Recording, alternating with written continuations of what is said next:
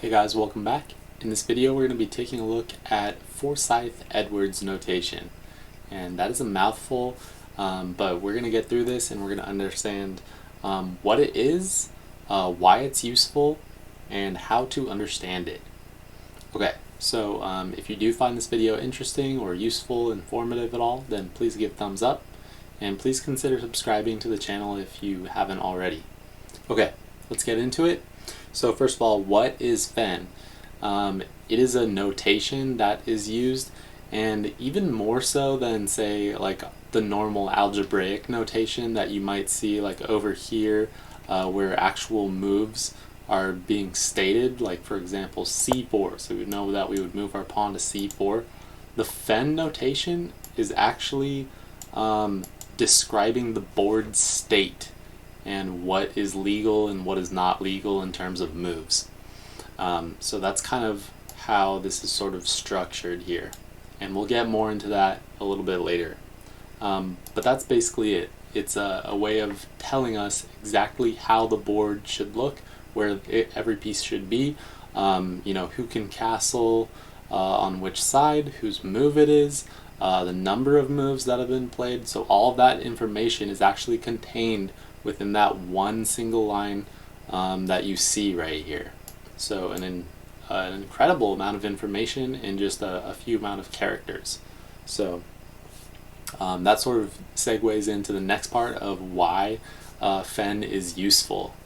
And so you know, you might ask, hey, you know, Vince, we have the PGN. Why don't we just use PGN? Why don't we just use these moves like we see in this algebraic notation? So the reason for that, we're going to take a look at this example of this really interesting game that was played in a World Championship match. So it was between Viktor Korchnoi and Anatoly Karpov. And this was the 5th round of this match.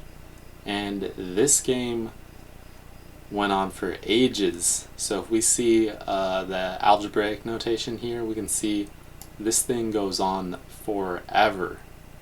So this was one of the, I think this was the longest world championship game. So it wasn't the longest chess game that was played, but the longest world championship game that was played. So this went on for 124 moves. So if we wanted to analyze, say, you know, some position that happened before this and analyze maybe the ending that occurred here, because, you know, there were some interesting things. It turned out that this ending was a draw. Karpov was able to salvage this because they had a issue with a dark square bishop and a pawn that was trying to reach the wrong corner. So that's why this became a draw. But anyway, if you wanted to study this and we only had algebraic notation, then you would have to play through 68 moves just to get to this position, and we don't want to do that. So by using the fen, we could just notate, hey, just immediately set up to this position where we set all these pieces on the board, and I don't have to play through 68 moves to get here. Okay, so that's the advantage of using fen, and there's a couple of other advantages too for other chess variants. Okay, but that's the main advantage of using fen and why it's useful. Okay, so getting right along here, the third thing that we wanted to sort of look at is the actual details of this and how to actually read this fen. So if we go back over here, right at the starting position, this is probably the easiest way to start trying to read exactly what this is. So on this fen, we're going to start at the top left. So it's going to read just like a book. So we're going to start at the top left, and we're going to read to the right. And then we're going to get to the next line. We're going to read through all these. And then we're going to read through all these, through all these, through all these. You get the idea. Okay, so the first character that we're going to see right here, I'm not sure if you guys can read that, but that is indeed lowercase r. So being lowercase, that's going to indicate that it's a black piece. And R is for rook, so not a big surprise there. So no revelations. Then we have a knight for N. We have a B for bishop, lowercase q for black queen, lowercase k for a black king, yada yada. So that first line it should be pretty well understood there. So we have basically every piece that's accounted for, and then we have the slash. So that just indicates that we're done with the 8th rank. Okay, and then on the next one we have a lowercase p for pawn, and we have that 8 times, right? 1, 2, 3, 4, 5, 6, 7, 8. So now that sort of mystery is uncovered there. And then you can see all these, what's up with the 8? Well, there's just 8 squares of space here that are unoccupied. And then we go to the next rank. 8 squares of space, right? Right there. So 8 squares of space that are unoccupied. And then we keep on doing that, so that describes all these. And then we get to the white pieces, so they're in capital letters. So all these capital P's. 8 capital P's for 8 pawns. And then capital R for a white rook, capital N for a white knight, yada yada. Okay. The next bit of information that our fen contains has this W here. So that means that it's white's move in this position. So it indicates to us whose move it is. So if I make a move here, in this case E4, then you'll see that the fen changes, and it's going to change to B. Okay, and then the rest of the fen actually changed as well, but we'll cover that a little bit later. Okay, so now we know that the next letter that indicates whose move it is. What about all these KQ, KQ? What the heck does that mean? Okay, well, if we play a few moves, we get up to this point right here in the game. Notice that we still have that capital KQ and lowercase kq.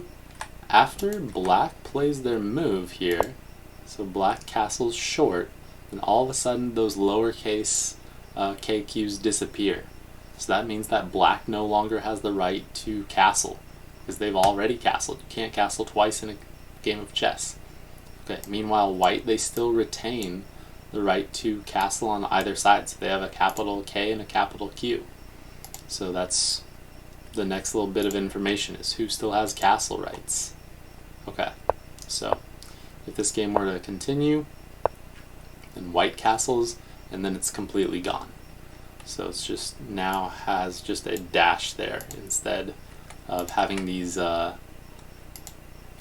and Q's to indicate that they have the right to castle.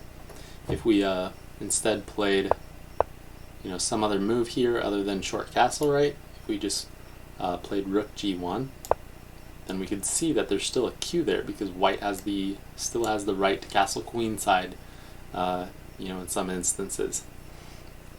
Okay, so now we're almost at the end here, so we almost have everything, but then it's like, what about all these numbers? What the heck is going on there?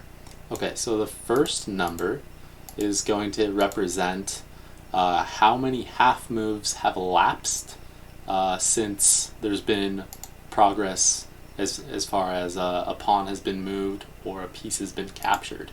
So right now, since a pawn has just moved, this count is going to be at 0 because progress has just been made. So this is really to keep track of how close we are to the 50 move rule, if you're familiar with that, which says that if there's been 50 moves without any progress being made, so that would be a pawn being moved or any piece or pawn being captured, then you can claim a draw.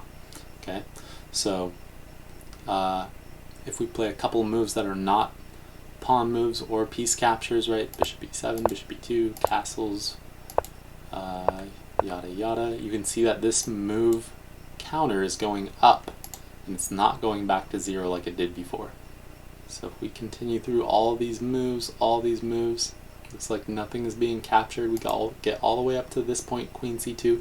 It gets all the way up to 22, and then a pawn gets moved, and voila, it goes back to 0 right there. So you see where my cursor is? It's right back at 0 because progress has been made. So there's been a pawn move or a piece gets captured.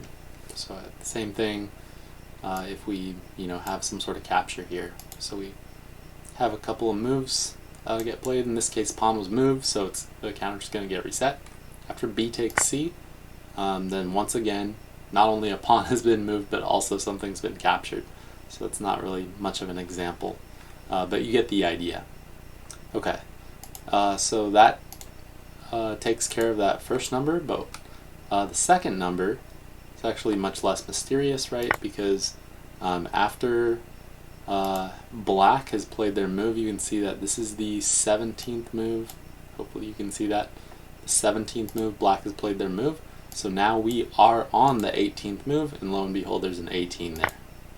So as soon as black makes their 18th move, then we are on the 19th move. And if I go back to this other example, we can see that that should still hold true if I scroll down to where the fen is.